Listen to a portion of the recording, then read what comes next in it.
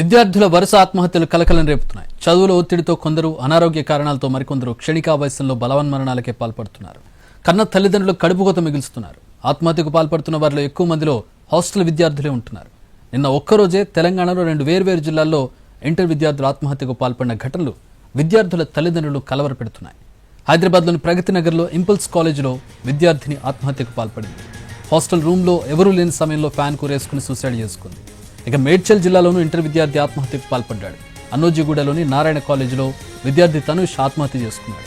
అయితే కాలేజ్ యాజమాన్యం వేధింపులతోనే తమ కుమారుడు సూసైడ్ చేసుకున్నాడని ఆరోపిస్తున్నారు మృతుడి కుటుంబ సభ్యులు. ఓ లెక్చరర్ వేధింపుల కారణంగా విద్యార్థి బాత్రూంలో ఉరివేసుకుని ఆత్మహత్య చేసుకున్నాడని చెబుతున్నారు. తాము వచ్చేంత వరకు కూడా ఉంచకుండా తనుష్ డెడ్ బాడీని తరలించడంపై ఆందోళన వ్యక్తం చేశారు. మా ప్రతినిధి రాధాకృష్ణ మరిన్ని వివరాలు అందిస్తారు. రాధాకృష్ణ, గతంలో కూడా చూసాం శివారు ప్రాంతాల్లో ఉండేటటువంటి కాలేజీలు కావచ్చు, లేదంటే ఇటు సైడ్ అంటే నిజాంపేట అటు సైడ్ లాస్ట్ టైం జరిగిన సందర్భంలో ఆ లోకల్ అధికారులు వెళ్ళి అక్కడ వార్నింగ్లు ఇచ్చినటువంటి పరిస్థితి, హాస్టల్స్ను పరిశీలించినటువంటి పరిస్థితి, మళ్ళీ అదే పరిస్థితి ఇప్పుడు రిపీట్ అయినటువంటి పరిస్థితి కనపడుతుంది. ఎవరిని తప్పుబట్టాలి, ఎక్కడ మిస్టేక్స్ కనపడుతూ ఉన్నాయి? విద్యార్థులు ఎంతో భవిష్యత్తు ఉన్నటువంటి విద్యార్థులు ఆత్మహత్యలు చేసుకుంటున్నటువంటి పరిస్థితి. చక్రి, ప్రతి ఏడాది మనం చూస్తూనే ఉంటాం విద్యార్థులు రిజల్ట్స్ వచ్చిన తర్వాత ఆత్మహత్యలు చేసుకుంటున్న ఘటనలు ఎక్కువగా కనబడుతుంటాయి. కానీ ఇటీవల కాలంలో మాత్రం విద్యా సంవత్సరం మధ్యలోనే విద్యార్థులు ఆత్మహత్యలు చేసుకుంటున్న ఘటన, తల్లిదండ్రులకు కడుపు కోత మిగులుస్తున్న ఘటనలు తీవ్రంగా కలకలం రేపుతున్నాయి. ఒక పేరెంట్స్ ని ప్రధానంగా కలవర పెడుతున్నాయని కూడా మనం చెప్పుకోవచ్చు. నిన్న ఒక్కరోజే దాదాపు 2 విద్యార్థులు ఆత్మహత్యలు చేసుకున్నారు. ఇంటర్ సెకండ్ ఇయర్ కి సంబంధించిన విద్యార్థిని ప్రజ్ఞారెడ్డి ప్రగతి నగర్ లో ఒక కాలేజీలో సూసైడ్ చేసుకోగా, గట్కేసర్ అనూజిగూడ దగ్గర ఉన్న ఇంటర్ ఫస్ట్ ఇయర్ విద్యార్థి ఇంకొకరు సూసైడ్ చేసుకోవడం జరిగింది. ఇలా వరుసగా విద్యార్థులు ఆత్మహత్య చేసుకుంటున్న ఘటనకు సంబంధించి ఒకవైపు ఉమెన్స్ కమిషన్ సీరియస్ కావడం జరిగింది. అలాగే కాలేజీలలో వెళ్లి పర్యటన కూడా చేయడం జరిగింది. ప్రధానంగా విద్యార్థినులకు సంబంధించిన హాస్టల్లో ఇబ్బందులు ఎక్కువ అవుతున్నాయి దృష్ట్యా వాటిలో తనిఖీలు కూడా చేయడం జరిగింది. అయినా కానీ ఇలా విద్యార్థుల ఆత్మహత్యలు మాత్రం వరుసగా కొనసాగుతున్నాయి. కాలేజ్ దగ్గరికి ప్రధానంగా పేరెంట్స్ తో పాటు కొంతమంది స్థానికులు, అలాగే రాజు గారు ఉన్నారు ప్రస్తుతం మనతో పాటు మాట్లాడడానికి. మీరేం చెప్పాలనుకుంటున్నారు? మీరు చూస్తున్నారు వరుసగా విద్యార్థులు ఆత్మహత్యలు చేసుకోవడం అనేది. ఇందులో మనం పేరెంట్స్ తప్పందామా, లేకపోతే కాలేజీకి సంబంధించిన లెక్చరర్స్ తప్పందామా, తోటి స్నేహితుల తప్పందామా? ఏంటి అసలు ఏం చెప్పాలనుకుంటున్నారు? నేనేమంటానంటే, మొదటగా నిన్న జరిగిన సంఘటన చాలా బాధాకరం అండి.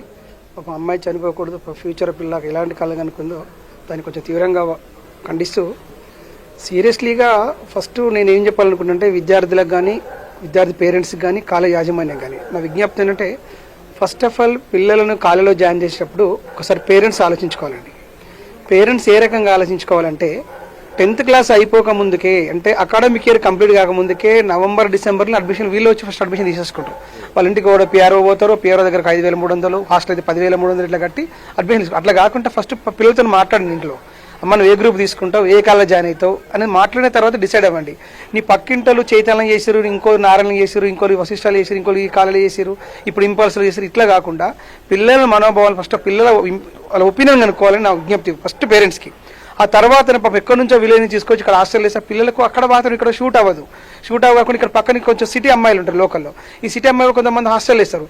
ఈ పిల్లలకు కొంచెం ఈగోలు ఉంటాయి. ఈ అన్ని కూడా ఒక కారణం అండి బేసిక్గా. ఇంకొకటి మెయిన్, ఈ ప్రైవేట్ కళాశాలలో ఫస్ట్ ఆఫ్ ఆల్ కళాశాల గుర్తింపులు ఉండవు. వీళ్ళకి ప్రెజర్, మా ర్యాంక్ రావాలి, మా ర్యాంకులు రావాలి, మా టాప్ రావాలి, నెంబర్ 1, నెంబర్ 2 ఇట్లా ర్యాంకులతోని వాళ్ళ ఒత్తిడి కూడా ఒక ఎత్తు. 60% వాళ్ళది, 40% వీళ్ళది. అంటే పేరెంట్స్ తప్పనట్లేను. కొంచెం ఆలోచించుకొని పిల్లల జీవితాలు, వాళ్ళకి చాలా లైఫ్ ఉంటుందండి. చదువుకోవడం కొంచెం మన జ్ఞానం కోసం చదువుకుంటాం కాబట్టి కొంచెం మీరు మ్యూచువల్ ఆలోచించి పిల్లలు కొంచెం నేర్పించుకుంటే చాలా మంచిగా ఉంటుంది. మెయిన్ అసలు ఫస్ట్ నా తప్పు ఏంటంటే పక్క ప్రైవేట్ కాలేజ్.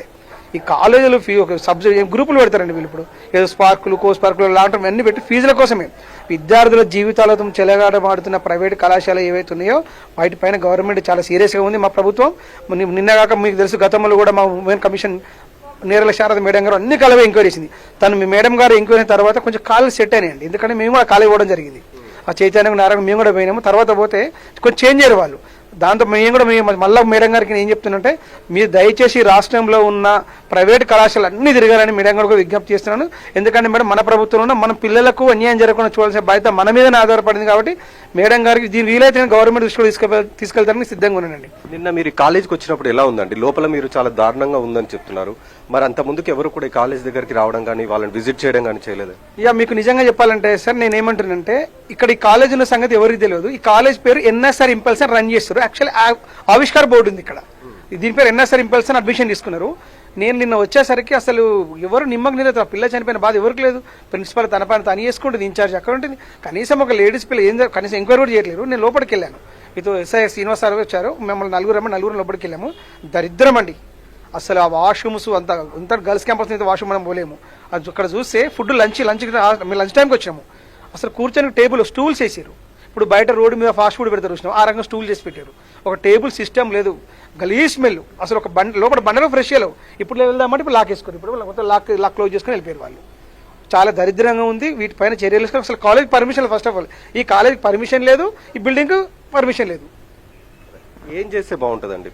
ఇలా విద్యార్థులు వరుసగా ఆత్మహత్యలు చేసుకోకుండా ఉండాలంటే ఎలాంటి మార్పు రావాలి? వాళ్ళలో ప్రెషర్ తీసుకురావద్దా తల్లిదండ్రులు, లేకపోతే ఏం చేస్తే బాగుంటుంది? అంటే నేనేమంటున్నానంటే ఫస్ట్ ఆఫ్ ఆల్ పేరెంట్స్ ఏం ఉద్దేశం అంటే నా కొడుకు నా కూతురు మంచిగా చదువుకొని ఒక ఐపీఎస్ ఐఏఎస్ మంచి ఉన్నత పదవులు కోరుకోవడం అది 100% మంచిది కూడా. ఎందుకు దాంతోపాటు ఫస్ట్ కాలేజ్ ఏం చేయాలంటే కాలేజ్లో కౌన్సిలర్ పెట్టాలి. ఒక మంచి కౌన్సిలర్ పెట్టి అమ్మాయిలు గర్ల్స్ కాలేజ్ ఉంది, ఒక 2-3 కౌన్సిలర్లు పెట్టించి ఒక వీక్లీ వన్సా మంత్లీ ట్వైస్ అట్లా పెట్టి ఒక కాన్ఫరెన్స్ అలా మీటింగ్ పెట్టాలి. పిల్లలకు ఫస్టే అడుకోవాలి, మీకు ఏమైనా ఇబ్బంది అవుతుందమ్మా, మీకు చదువుకోవడంలో ఏమైనా ప్రెజర్ అవుతుందా, మీకు ఎక్కడ ప్రాబ్లం అవుతుందో కూర్చొని మాట్లాడితే సమస్య తొలగిపోతుంది, లిటరల్గా తొలగిపోతుంది. ఎందుకంటే ఆ పిల్లలకి అప్పుడే చెప్పేసుకుంటారు. పిల్లలు ఏమని చెప్తారు, నాకు ఇట్లా జరిగిందమ్మా అని చెప్పేస్తారు. దానివల్ల క్లియర్ చేయొచ్చండి. ఇది ప్రస్తుతం ఇక్కడ ఉన్న వాళ్ళ అభిప్రాయం. ప్రస్తుతం మనం చూస్తున్న ఇదే కాలేజీలో నిన్న ప్రజ్ఞారెడ్డి అనే అమ్మాయి సూసైడ్ చేసుకోవడం జరిగింది. నిజామాబాద్కు సంబంధించిన అమ్మాయి ఇక్కడికి ఇంటర్ సెకండ్ ఇయర్ చదవడానికి చేరింది. సెకండ్ ఇయర్ చదువుతున్న సందర్భంలో నిన్న ఆత్మహత్య చేసుకోవడం జరిగింది. ప్రస్తుతం అయితే ఈ కేసుకు సంబంధించి ఒకవైపు దర్యాప్తు చేస్తుండగా మరొక వైపు ఒకటే చెప్తున్నారు, తల్లిదండ్రులు ఆలోచించాలి, వాళ్ళపైన మెంటల్గా ప్రెషర్ తీసుకురావద్దు, అలాగే కాలేజ్ మేనేజ్మెంట్ కూడా కౌన్సిలర్లను ఏర్పాటు చేసి ఇలాంటి ఘటన జరగకుండా చూడాలనేది కూడా ఇక్కడ ఉన్న స్థానికులు చెప్తున్నారు.